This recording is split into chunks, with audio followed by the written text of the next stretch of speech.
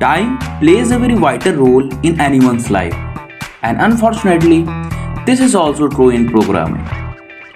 So, to tackle with the problem of time-related tasks, Python has a built-in module named time. This module provides us various time-related functions from when the time is started measuring, that is epoch. Let's get more clear with the help of examples. Suppose if you want to know the number of seconds elapsed since the epoch, you can use time method. If you want to print the current time of your system, use ctime method. Want to print human readable time format?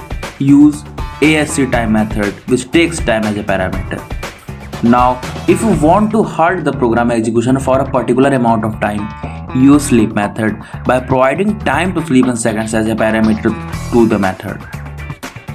So these are the basic uses of time module. If you want to read more about them, head on over to docs.python.org.